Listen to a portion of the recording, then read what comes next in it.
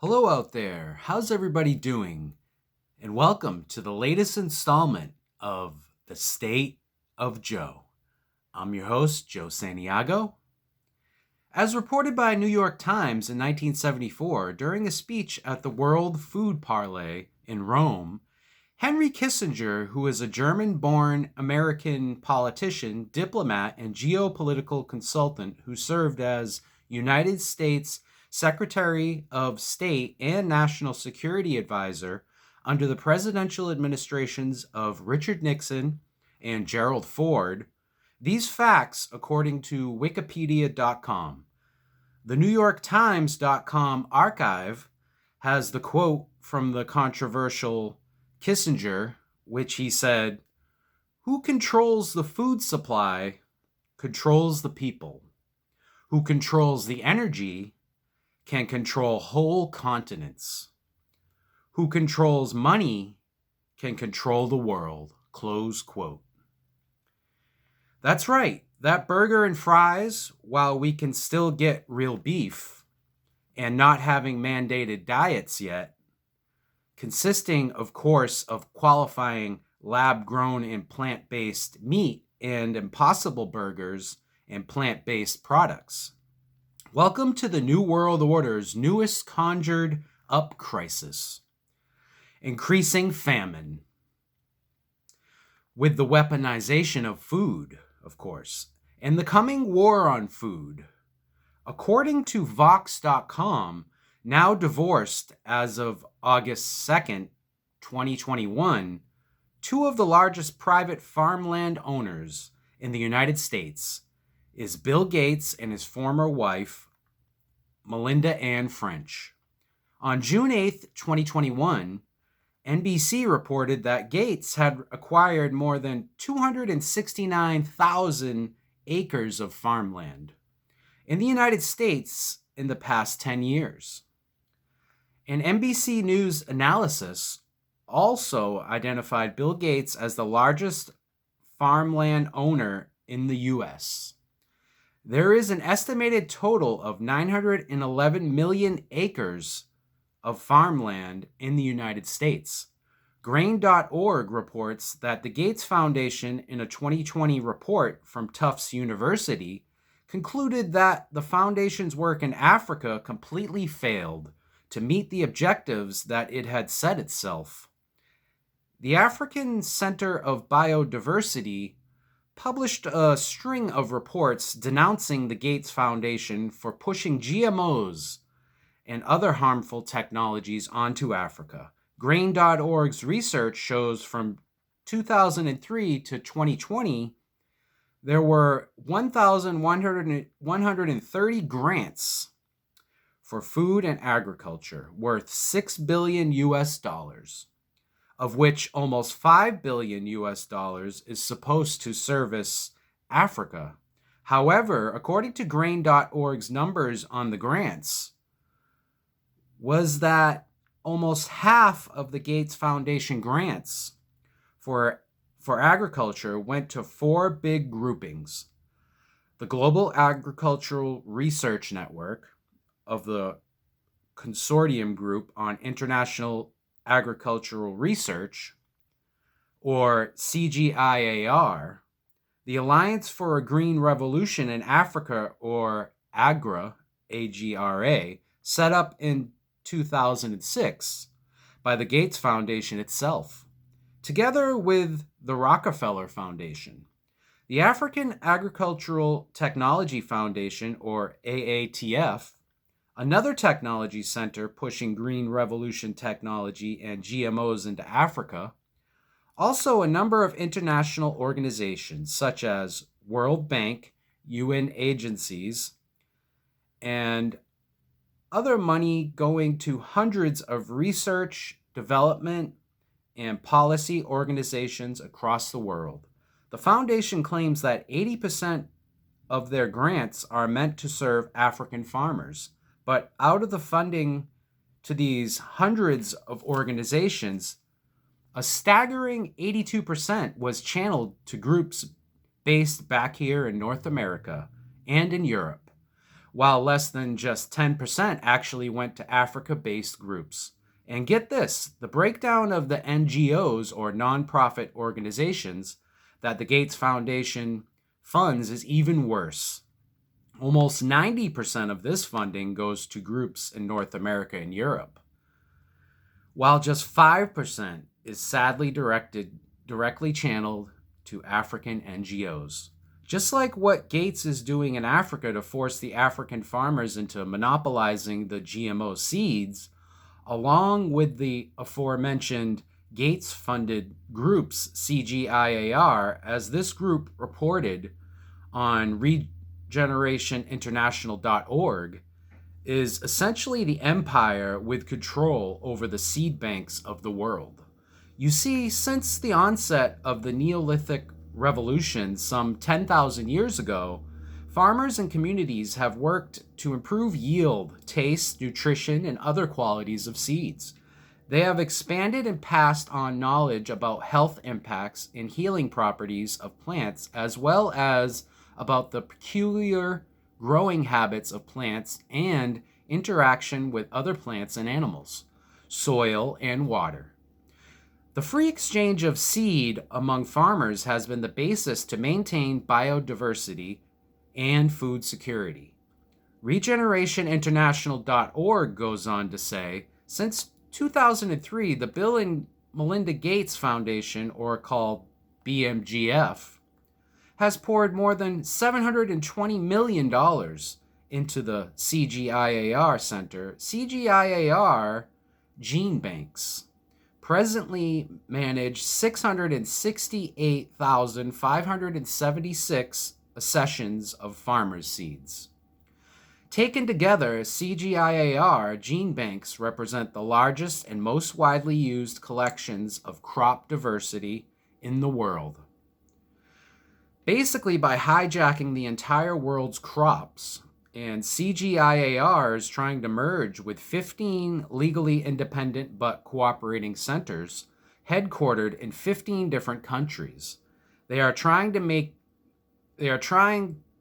all the centers basically one giant farming legal entity, with some of its biggest funders, the Gates Foundation, the World Bank, and the US and UK governments. Now, the aim of what they are calling one cigar, I'm sure you're thinking what I'm thinking. This acronym CGIAR, it spells out like the word cigar. So like all businessmen, what are business deals known for, and the uber rich celebrating a deal after a deal struck? They, of course, light up a cigar to celebrate the new venture and the new deal, or to seal the deal, basically. So the aim of one cigar, or one cigar, as they say, overseen by one CGIAR common board, is to merge in the end to become part of one agriculture, also known as Bill Gates' group called Gates Ag One. Gates' latest move in controlling the world's seed supply. Gates has indicated he will more than double the CGIAR present budget from $850 million to $2 billion a year. The American Council on Science and Health, or ACSH.org, says, quote, genetically modified seeds and chemical herbicides in the right doses and not land-intensive organic farming are crucial to curbing carbon emissions, close quote. IndependentScienceNews.org reports that in January of 2020, when the Gates Foundation launched the earlier mentioned the Bill and Melinda Gates Agricultural Innovations LLC, or Gate Ag One, it was formulated to be a subsidiary of the Gates Foundation and is led by Joe Cornelius, the previous director of the Gates Foundation Global Growth and Opportunity Division. Cornelius is a former food, nutrition, and technology development executive at Bayer Crop Science, the aspirin company, that Bayer, who bought Monsanto in 2018 for $63 billion they bought it for after a tough buyout battle and intense antitrust scrutiny. And in the 1990s, Cornelius was director for international development at Monsanto. USnews.com says Monsanto has been convincing farmers for 40 years to spray their crops with Roundup. They began selling Roundup in 1974. More than 20 years later, the company developed genetically modified crops that could withstand direct exposure to the chemical Roundup itself. Farmers bought into the idea and started spraying more Roundup.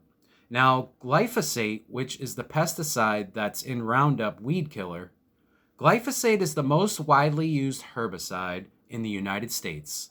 It has also been linked to cancer. It is in breakfast cereals, gardens, and garages. It is in over 750 products sold in the United States. According to Oregon State University's National Pesticide Information Center, finally, 41 years after Monsanto has been denying Roundup containing the chemical glyphosate does not cause cancer, in 2015, the World Health Organization, or WHO's cancer agency, dealt Monsanto a crippling blow. It determined that glyphosate is, quote, probably carcinogenic to humans, unquote. Melissa Perry, a public health professor at George Washington University, says that, quote, for decades we've perceived glyphosate to be low toxicity and low risk, and now we're scrambling to catch up. To start, very little is known about how much of the pesticide is in people's bodies or diets. Humans can be exposed to glyphosate through food, drinking water, and working in agriculture industry, among other things. She continues, the Center for Disease Control and Prevention regularly tests Americans to gauge their exposure to more than 300 chemicals, but not glyphosate. Including glyphosate in the group of chemicals we evaluate in the human body is very much a public health necessity, close quote. US.news.com says the Environment Working Group, a nonprofit activist group, recently petitioned the CDC to include glyphosate in its national biomonitoring program. The CDC exposure to glyphosate has jumped dramatically as its use has increased over the past 2 decades, the group said. Food and water are also not regularly tested for glyphosate, but a recent analysis by the Environmental Working Group found glyphosate in 21 cereals and snack products. 2 cereals with the highest level of glyphosate were Honey Nut Cheerios Medley Crunch and regular Cheerios. The analysis found they contained between 4 and 6 times the group's recommended health level for children. Interesting Engineering.com says that Bill Gates funded Impossible Foods founder and CEO and friend of Gates, vegan and geneticist, said, quote, our mission is to completely replace the use of animals as a food technology by 2035. We are dead serious about it, and we believe it's doable. And also, quote, I was confident that we would succeed when I launched this company, and now I'm completely confident. It's game over for the incumbent industry. They just don't know it yet, close quote. Meaning his aim is to put an end to the meat industry.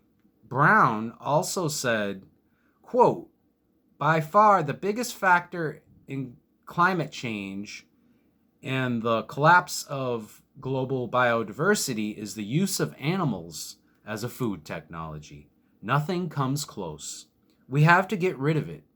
It's much more important than replacing fossil fuels in terms of benefit for the world, end quote.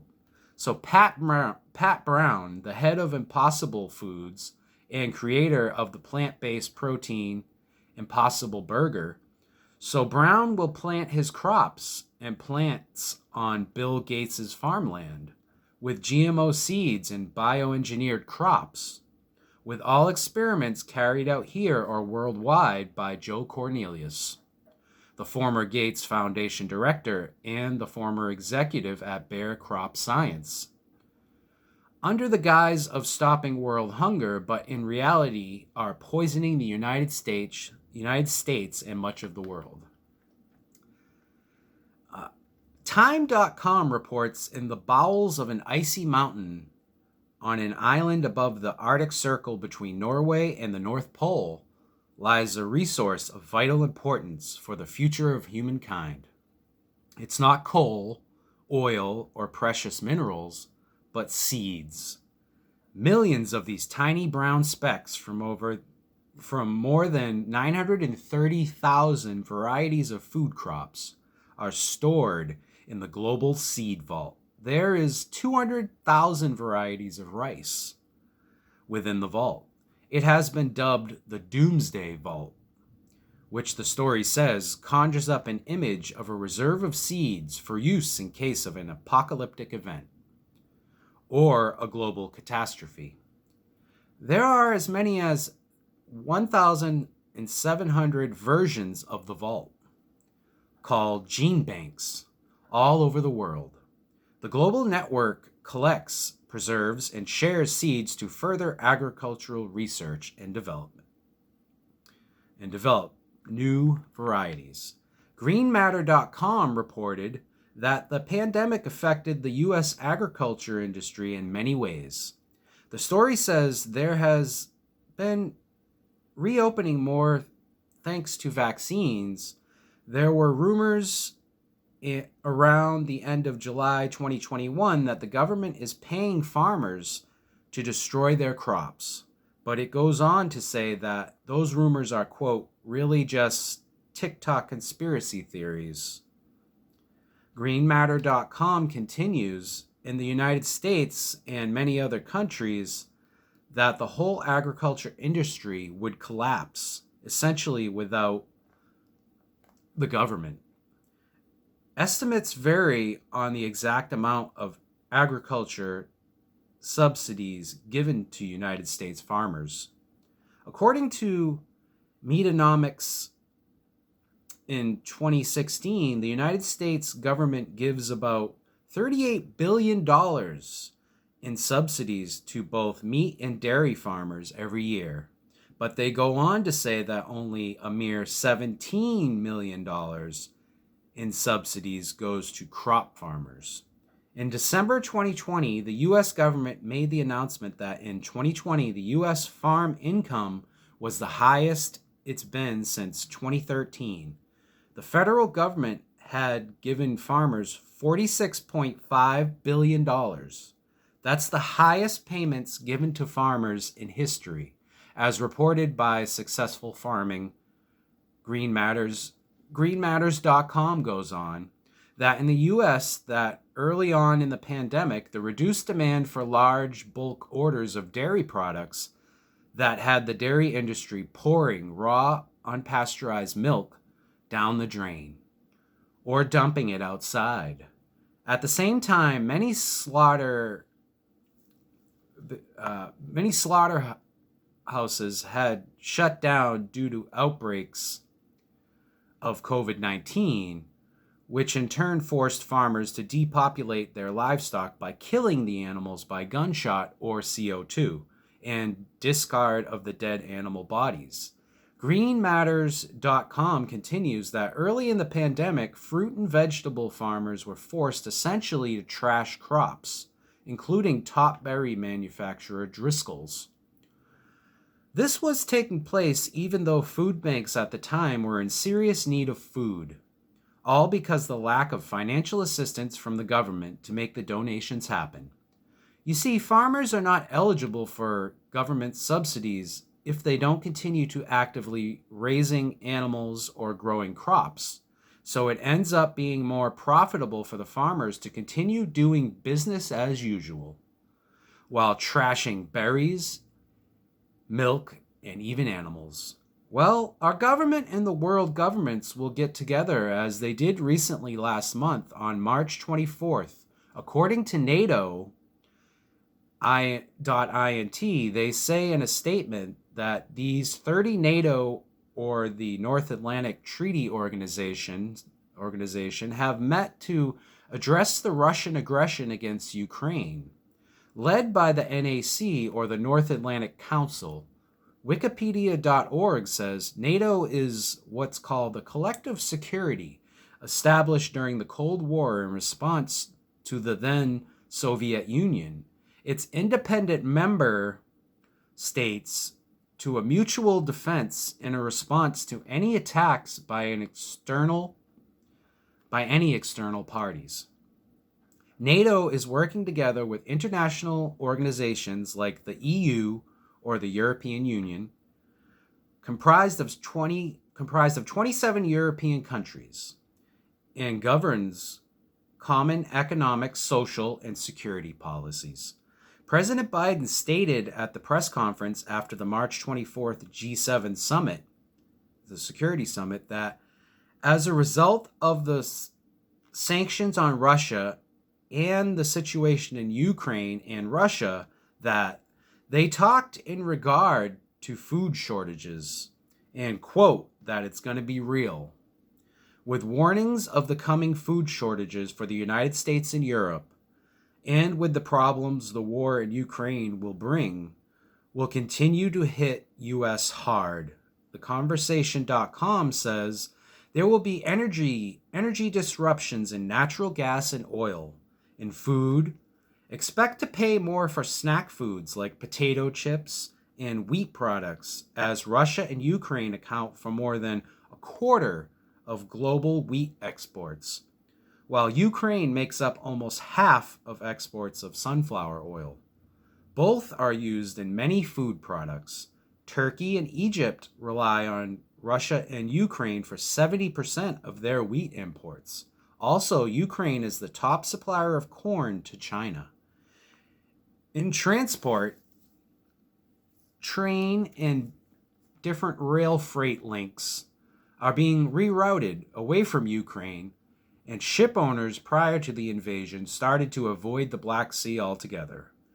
Also, Russia and Ukraine lead the global production of metals such as nickel, copper, and iron, and other raw materials like neon, palladium, and platinum. And to add to all that, Russia and Ukraine are exporters of the critical raw materials like the neon, palladium, and platinum mentioned that are all used for microchip production. About 90% of neon, which is used for chip lithography, originates in Russia, and 60% of this is purified by one company in Odessa, Ukraine. TheConversation.com goes on to say that chip manufacturers currently have an excess of 2 to 4 weeks of additional inventory, but any prolonged supply disruptions by the military action in Ukraine will severely affect the production of semiconductors and the products that are dependent on them, such as automobiles. Well, there will be even more empty shelves than we have already been experiencing, with the smaller scaled back sized packages to curb the cost of production, with inflation affecting all sorts of materials and commodities on the heels of a devastating COVID economic assault, leaving us all with our collective bell rung. Because this will no longer be the country of abundance and surplus and supply, but a country that has created and orchestrated an artificial scarcity scenario, and has brought us into this need to jump on to crisis after crisis and keep the public's anxiety level through the roof. They will control what are stocked on our shelves. So go ahead and pick your poison. as we stagger as a human race like we're in a drunken stupor, as we panic over one manufactured crisis to the next. Well, everybody, I hope everybody's doing good. This is the new video, and I got corrections coming still. At some point, I got to get to those. But I hope everybody's doing good and surviving this basically apocalypse that we're in. This is like the starting of the apocalypse, I believe 2020 was. And yeah, we're going to have food shortages coming. We're warned, so get ready for those. I would suggest you go buy some emergency food. They have this food like different companies are putting out. It's food that lasts like 20, 25 years shelf life in case it's an emergency. Get potable water or, fresh water. Have water. They have potable water systems. You can purify water and stuff if we if we have problems or the grid goes down. There's a lot of sun CMEs coming in, coronal mass injections, and coming off of the sun, and those can also disrupt things.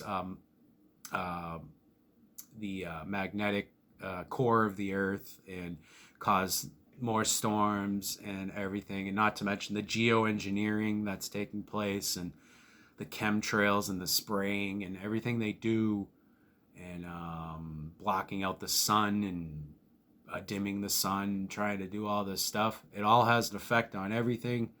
It has effect on the storms and the all that, and the Gulf Stream and all the different things that are controlling the storms. So everybody be safe.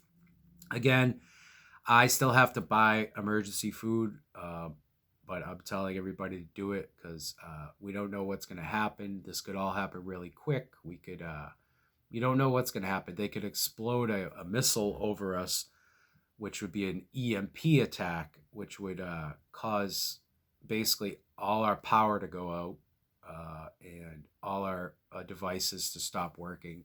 The internet stops working, and Biden is also warning about labs. 25. They're saying a lot of people are reporting in the news. There's 25 to 30 bio labs in Ukraine, so we have a reason to be there and to precariously juggle this and a tightrope act that we're doing in Ukraine. And so there's a lot riding on everything. Everything happens for a reason. We know Biden has ties to Ukraine with his son, Hunter, who worked for a Ukrainian company.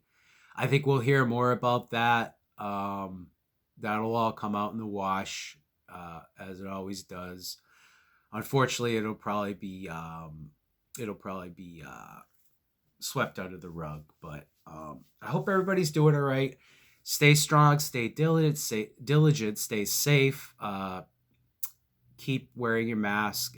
COVID is not over. We have people coming from other states and countries, and not to mention all the illegal immigrants that are coming in. A lot of them haven't been properly have their COVID vaccinations in Ukraine and Europe. A lot of people coming in, and there's one of the lowest levels of vaccination there. So be careful. We're still in the apocalypse here. Yep, we're going to wear a mask. We're going to be worrying about all this stuff. Aliens are coming soon. So more on that soon. And so everybody be safe, be strong. And as always, keep the faith and be strong out there and keep it up. Peace out.